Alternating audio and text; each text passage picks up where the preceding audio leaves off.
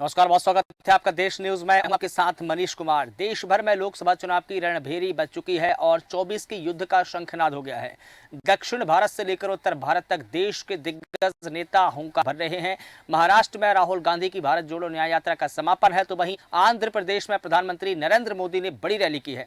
इस दौरान प्रधानमंत्री मोदी ने कहा कि एनडीए में हम सबको साथ लेकर चलते हैं। दूसरी ओर कांग्रेस पार्टी है जिसका एक ही एजेंडा है, गठबंधन के लोगों को यूज एंड करना। ये बड़ा आरोप प्रधानमंत्री मोदी ने कांग्रेस पर लगाया है और आज कांग्रेस के लोगों को भले ही मजबूरी में इंडी गठबंधन बनाना हो, लेकिन इसकी सोच वही है। ये प्रधानमंत्री नरेंद्र मोदी ने टिप्पणी की है विपक्ष को लेकर। इसके अलावा प्रधानमंत्री मोदी ने कहा कि कल ही देश में आम चुनाव का बचा है और आज मैं आप सभी के बीच में हूं। मुझे यहां ब्रह्मा, विष्णु और महेश तीनों का आशीर्वाद मिल रहा है। त्रिदेवों के इस आशीर्वाद से हमारी सरकार के तीसरे कार्यकाल में देश और भी बड़े फैसले लेगा। ये संयोग है कि इस बार चुनावों के परिणाम 4 जून को आने वाले हैं। पूरा देश कह रहा है कि 4 जून को 400 पार। ये तमाम टिप्पणी प्रधानमंत्री मोदी ने आज आंध्र प्रदेश की रैली में कही है। तो वहीं दूसरी तरफ राहुल गांधी की भारत जोड़ो न्याय यात्रा का समापन है और महाराष्ट्र के मुंबई में एक बड़ी रैली आयोजित होगी, जिसमें तमाम दिग्गज नेता, तमाम पार्टी के दिग्गज नेता शामिल होंगे। बता दें कि यात्रा के समापन को लेकर शिवाजी पार्क में एक रैली का आयोजन किया गया। इसमें राहुल गांधी के अलावा तमिलनाडु के मुख्यमंत्री एम.के. स्टालिन, राजद नेता तेजस्वी यादव और समाजवादी पार्टी के प्रमुख अखिलेश यादव भी शामिल हुए। शिवसेना, उद्धव ठाकरे गुट, एनसीपी, शरद पवार गुट और आम आदमी पार्टी और इंडिया ब्लॉक के अन्य पार्टी के नेता भी शामिल हुए हैं और इस रैली को विपक्ष का बड़ा शक्ति प्रदर्शन माना जा रहा है। और ऐसे में बड़ा सवाल है कि लोकसभा चुनाव से पहले, हालांकि लोकसभा चुनाव की तारीखों का ऐलान हो गया है, लेकिन सवाल यही है कि क्या विपक्ष 2047 का लक्ष्य लेकर चल रहे नरेंद्र मोदी के विजय रथ को रोक पाएगा। और हमारे साथ में इस पूरे विषय को लेकर जानकारी देने के लिए हमारे साथ में हमारे पॉलिटिकल एडिटर प्रवाल सक्सेना सर जुड़ गए हैं। वरिष्ठ पत्रकार के तौर पर खिलावन चंद्राकर जी भी हमारे साथ में जुड़ गए हैं। सबसे पहले मैं प्रवाल सर आपके पास में आना चाहूँगा। आज रविवार है और रैलियां ही रैलियां हो रही है। उत्तर भारत से लेकर दक्षिण भारत तक रैलियां ही रैलियां। एक तरफ प्रधानमंत्री नरेंद्र मोदी और दूसरी तरफ राहुल गांधी महाराष्ट्र में रैली कर रहे हैं। क्या लगता है आपको कि 2024 में राहुल गांधी नरेंद्र मोदी के विजय रथ को रोक पाएंगे?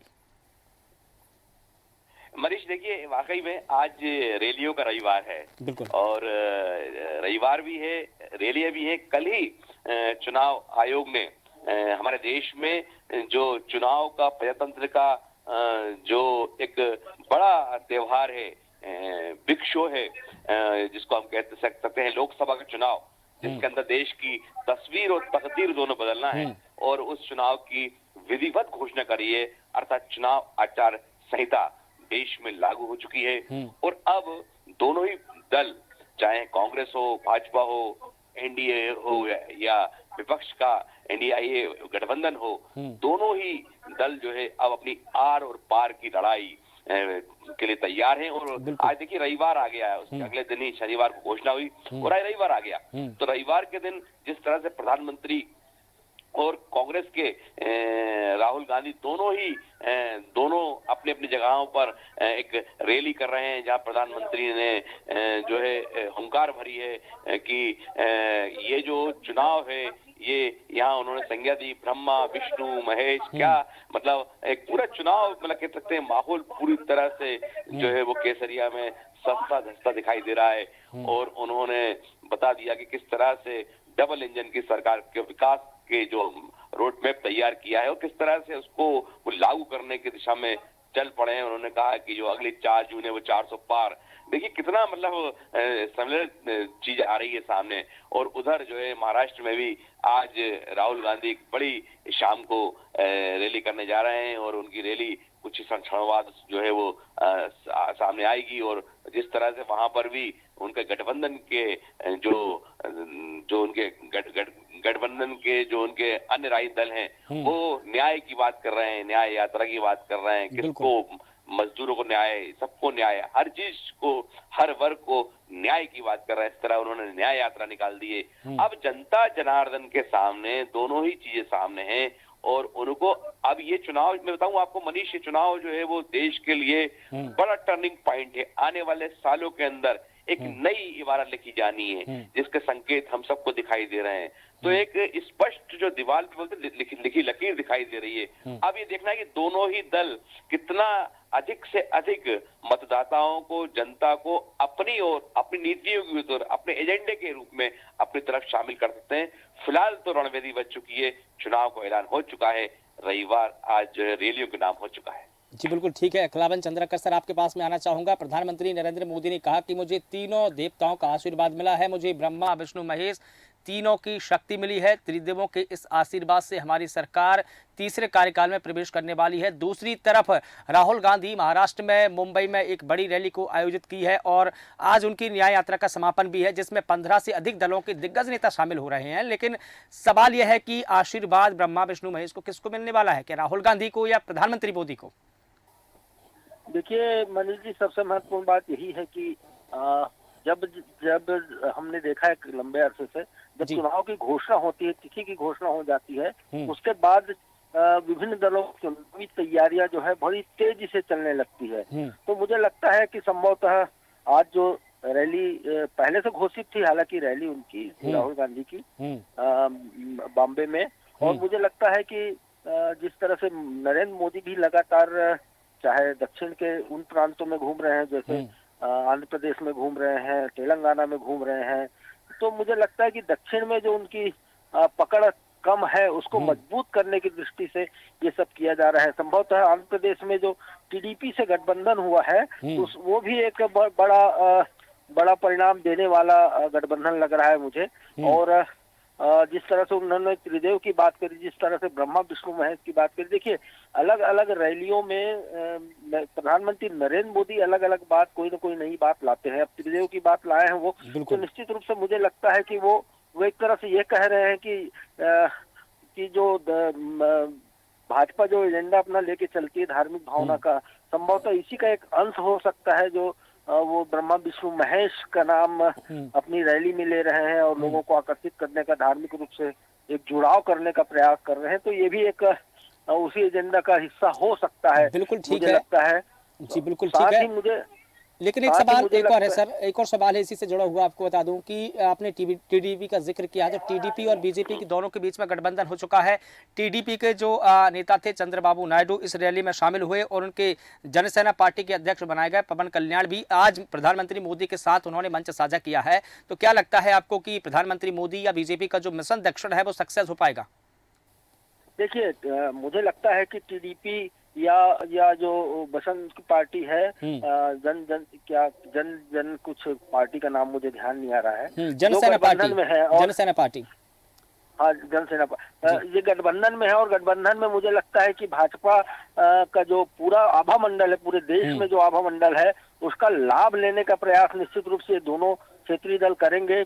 जब क्षेत्रीय दलों के साथ बीजेपी का गठबंधन होता है, तो मुझे लगता है कि मैंने महसूस किया कि बीजेपी को तो लाभ होता ही होता है, साथ ही उन क्षेत्रीय दलों को भी लाभ होता है जो जिनके जनाधार भले ही बहुत ज्यादा रहते हैं, लेकिन अलग अलग क्षेत्रों में बटे होने के कारण अलग अलग क्षेत्रों में विभाजित उनके मत रहते हैं, वो एक जगह इकट्ठा हो जाते हैं। और जिस तरह से हमने बिहार में देखा, जिस तरह से हम उत्तर प्रदेश में देखते हैं कि छोटी क्षेत्रीय पार्टियां भी इसी नाव में सवार होकर के आगे तैरती हुई आगे निकल जाती है और सफलता तक पहुंच जाती है। तो इसी का फायदा उठाने के लिए चाहे टीडीपी हो, चाहे एक और अन्य दल हो जो सहयोगी के रूप में भाजपा के साथ है, वो आज मोदी के साथ संयुक्त रैली कर रहे हैं और इसका लाभ मुझे लगता है निश्चित रूप से उन्हें मिलेगा। और जहां तक मोदी का सवाल है, मोदी अपने लक्ष्य को लेकर जिस तरह से प्रयास लगातार कर रहे हैं, चाहे वो गठबंधन कुछ अन्य दलों से गठबंधन किया हो, चाहे उड़ीसा में उन्होंने उड़ीसा में गठबंधन किया हो पटनायक की पार्टी से, या टीडीपी से गठबंधन किया हो, मुझे लगता है ये सब गठबंधन उसी का एक हिस्सा है कि वो अपने 400 का जो लक्ष्य है, 400 पार का लक्ष्य है, उसको प्राप्त करने के लिए पूरी तरह से सक्रिय है। और आने वाले दिनों में इसका लाभ भी मिल सकता है, मुझे लगता है, चूंकि जिस तरह से अभी ईडी में, इंडिया गठबंधन में जिस तरह से सीटों को बंटवारों को लेकर के बात नहीं हुई है, अभी तक कांग्रेस ने अपने जिनको मध्य प्रदेश के 28 में से मात्र 29 में से एक तो उन्होंने समझौता में दे दिया है, बस बाकी 28 में से सिर्फ 10 सीटों पर घोषित किए हैं और 18 सीट अभी मध्य प्रदेश में तो कोई विवाद नहीं है, आराम से किया जा सकता है। तो मुझे लगता है कि न सिर्फ वो अपने पाले में जो लोकसभा सीट है उसके प्रत्याशी घोषित नहीं कर पाए हैं, और साथ ही साथ जो गठबंधन के बाद उनको सीट मिलना है या गठबंधन कई जगह तो गठबंधन की बात भी पूरी नहीं हो पाई है। तो मुझे लगता है कि इंडिया गठबंधन निश्चित रूप से बहुत पिछड़ी हुई दिखती है मुझे भाजपा की अपेक्षा चुनावी तैयारियों में। बिल्कुल ठीक है। प्रभात सर, आपसे जानना चाहूंगा कि प्रधानमंत्री नरेंद्र मोदी ने कहा कि एनडीए का जो लक्ष्य रहता है, एनडीए सभी सहयोगी दलों को लेकर साथ चलता है, लेकिन विपक्ष का काम है जो अपने सहयोगी दल है उनको यूज एंड थ्रो करना।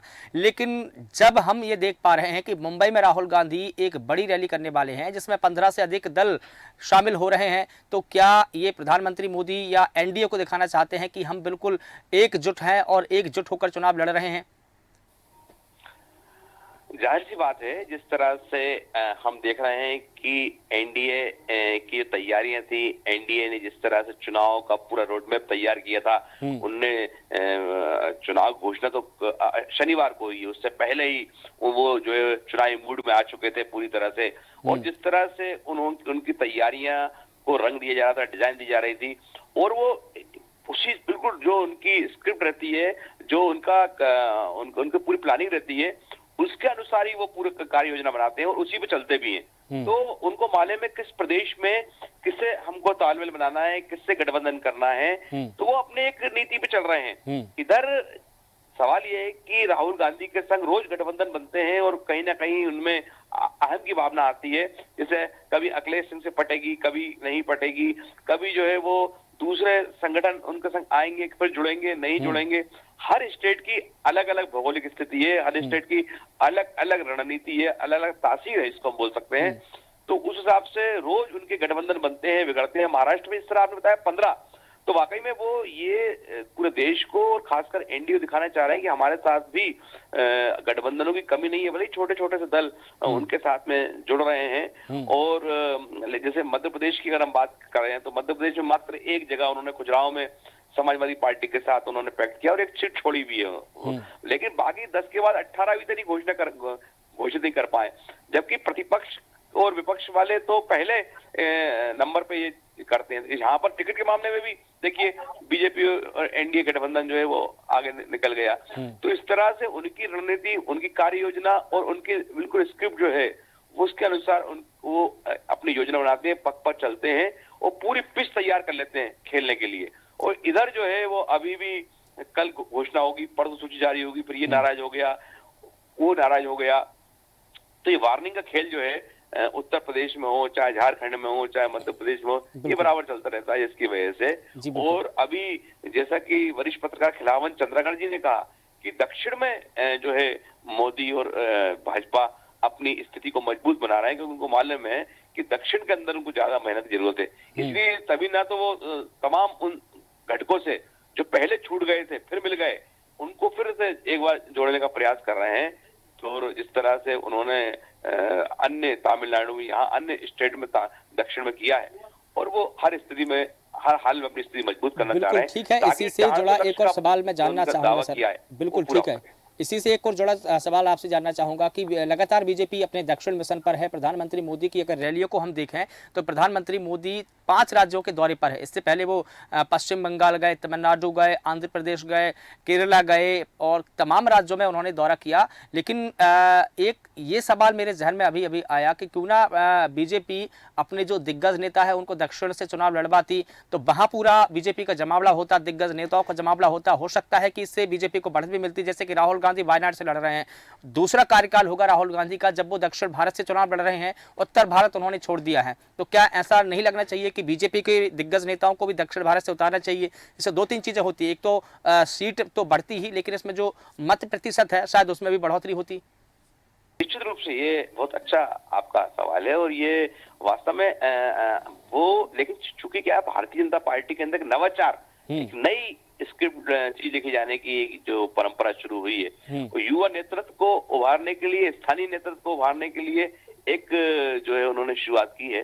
तो उनका, हालांकि ये बात सही है, केरल में उन्होंने प्रयोग किया, केरल में वो सफल नहीं हो पाए हैं, लेकिन वो हताश निराश होकर बैठने वाले लोगों में से नहीं है। उन्होंने पुनः फिर से वहां पर जो है वो, उनको मालूम है कि जिस जमीन पर हम प्रयास कर रहे हैं वहां पानी निकलना या तेल निकालना बहुत मुश्किल है, लेकिन बावजूद इसके कि वो हताश निराश हो घर नहीं बैठ रहे हैं, मतलब वो वहां पर लगातार प्रयास कर रहे हैं। जिस तरह से वो दो से शुरुआत उनकी हुई थी सन 84 में, और आज पार्टी सबसे बड़ी पार्टी बनकर उभरी है। तो यही स्थिति उत्तर में थी, अब वही जो है वो दक्षिण में जाके करना चाह रहे हैं और वो नया प्रयोग करना चाह रहे हैं। और ये बात सही है कि बड़े चेहरे उनके पास हैं, उतार भी सकते हैं, लेकिन उनकी अपेक्षा वो स्थानीय लोगों को, युवा नेतृत्व को उभारना चाह रहे हैं, एक नई लाइन खींचना चाह रहे हैं, जिससे कि एक नया संकेत जाए कि कोई किसी के ऊपर जो है वो थोपा नहीं गया है। तो एक प्रकार का उनका ये भी एक हो सकता है, उनकी रणनीति हो सकती है। और शायद ये भी हो जाए कि जब बीजेपी ये भी हो जाए, बीजेपी जब केंद्र में अपनी सरकार बना ले तो जो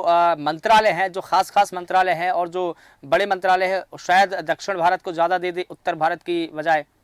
निश्चित रूप से हो सकता है कि ये रणनीति बीजेपी बना रही हो। हालांकि वो आपने जैसा कि कहा कि स्थानीय नेताओं को, स्थानीय लोगों को वो सबसे ज़्यादा तवज्जो दे रही है, और सही भी है, क्योंकि जहां पर बीजेपी अपना कुनबा बढ़ाने की कोशिश कर रही है। अभी हाल ही में टीडीपी से जब बीजेपी का गठबंधन हुआ है तो बीजेपी ने 4 सीटों पर संतुष्टि ली है, 10 विधानसभा सीटों पर अपना गठबंधन किया है, 10 विधानसभा सीटें और 4 लोकसभा सीटों पर।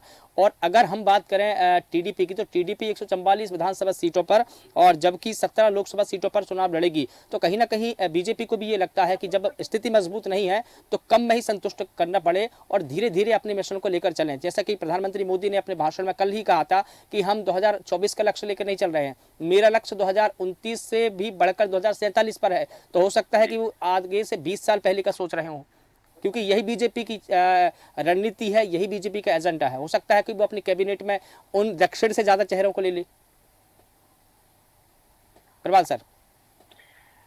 निश्चित रूप से मैं कहा ना, वो अगला उनकी कार्य योजना अगले 20 साल के लिए ही चलती है। मतलब वो 29 की बात ही, 24-29 की बात ही कर रहे हैं, वो 2047 की बात कर रहे हैं, 47 को देख रहे हैं। और 47 के हिसाब से ही उनकी योजनाएं, उनकी कार्य योजनाएं, उनकी रणनीति बन रही है, और उसी के अनुरूप वो वहां के युवा नेतृत्व को उभारना चाह रहे हैं, एक नई पीढ़ी को एक नई सौगात देने चाह रहे हैं कि वो किस तरह से उसको निभाएंगे और अपनी जो उनकी आइडियोलॉजी है उसके अनुसार वो किन से गठबंधन करेंगे, किन से नहीं करेंगे। ये बात सही है। जहां पर उनकी स्थिति इतनी मजबूत नहीं है, जहां पर स्थिति उनकी लगता है कि यहाँ हम कम है, तो वो अपने सहयोगी गठबंधन को अधिक से अधिक महत्व देने को तैयार है, लेकिन वो अपनी पहचान को भी साथ साथ बना के रखना चाहते हैं।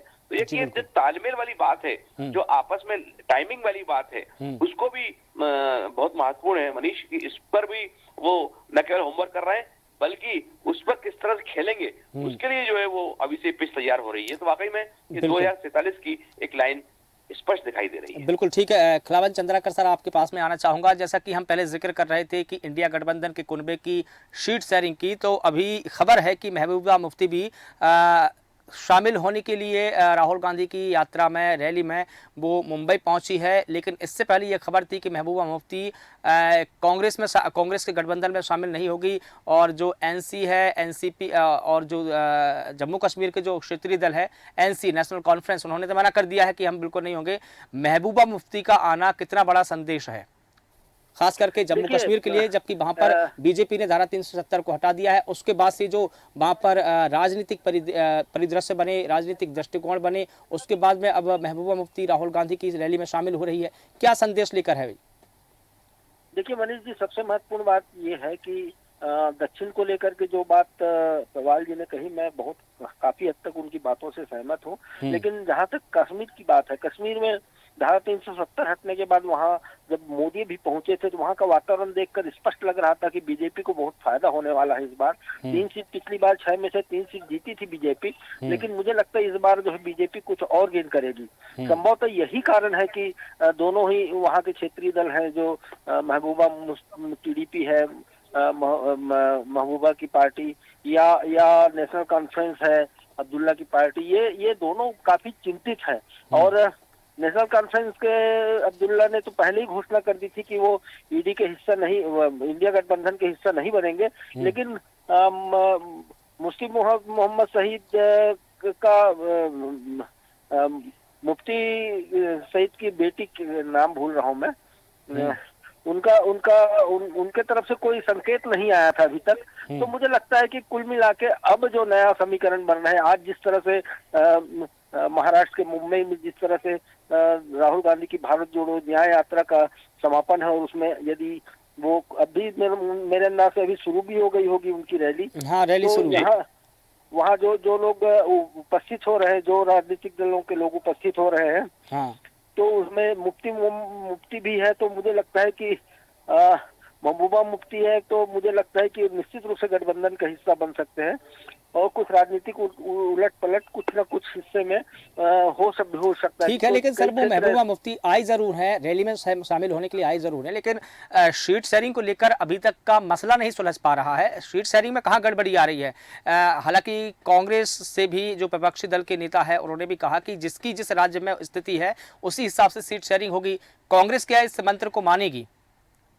देखिए, सीट शेयरिंग की बात सिर्फ जम्मू कश्मीर में ही नहीं, आपने देखा होगा कि जिस तरह से पश्चिम बंगाल में ममता ने सीट शेयरिंग की बात को बिल्कुल इनकार करके सारे लगभग सभी सीटों पर प्रत्याशी घोषित कर दिए। उसी तरह से जिस तरह से लेफ्ट ने केरला में सारे एक तरफा जो है सीट शेयरिंग के बिना ही एक तरफा सभी सीटों पर लगभग अपने प्रत्याशी घोषित कर दिया। तो मुझे लगता है कि कई जगहों पर सीट शेयरिंग का फार्मूला फेल हो गया है, और ऐसे में मुझे लगता है कांग्रेस को अपना जो है अलग झंडा डंडा लेकर उन क्षेत्रों में चुनाव लड़ना पड़ेगा। लेकिन जहां तक दक्षिण भारत का सवाल है, मुझे लगता है कि भाजपा बिल्कुल एक एजेंडे को सेट करके चल रही है। जिस तरह से आप देखिए कि चाहे तमिलनाडु हो चाहे केरला हो, वहाँ की धरती इतनी उर्वरा नहीं है एनडीए या भाजपा को लेकर के। वहाँ मुझे लगता है कि भाजपा और एनडीए दोनों ने मौका देख लिया कि यहाँ हम मेहनत करेंगे तो हमारा मेहनत बेकार जाएगा, इसलिए पूरी तरह से वो आंध्र प्रदेश और तेलंगाना पर ध्यान दे रहे हैं। आपने देखा होगा इससे पहले वो कर्नाटका में जो देवगौड़ा की पार्टी, उससे गठबंधन करके लोकसभा चुनाव लड़ने की बात आई थी सामने, और उसी तरह से गठबंधन भी हो गया है उनका। और तो मुझे लगता है दक्षिण भारत में जो पैर जमाने की बात चल रही है, उसमें उनको कर्नाटका के साथ ही अब तेलंगाना और आंध्र प्रदेश ही दिखाई दे रहा है। बाकी और दो तीन राज्य हैं, उनमें बहुत ज्यादा कोई अवसर मिल जाए भाजपा को या एनडीए गठबंधन को, ऐसा नहीं दिख रहा है। तो मुझे लगता है कि सारा ध्यान उसी पर केंद्रित किया जाएगा जहां क्षेत्रीय दलों से उसके गठबंधन हो जाते हैं और अच्छे परिणाम के संकेत मिलते हैं।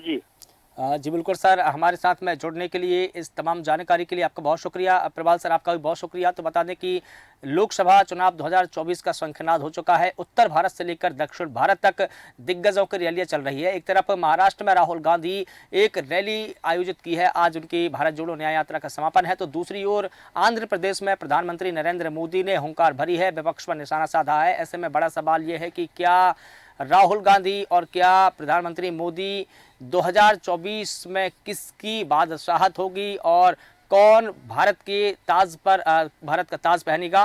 फिलहाल ये देखना होगा, क्योंकि अब दिग्गजों की हुंकार है और आज रैलियों का रविवार है। फिलहाल देश न्यूज़ के खास कार्यक्रम में इतना ही। देश और दुनिया की तमाम बड़ी खबरों के लिए आप लगातार बने रहिए देश न्यूज़ के साथ। नमस्कार।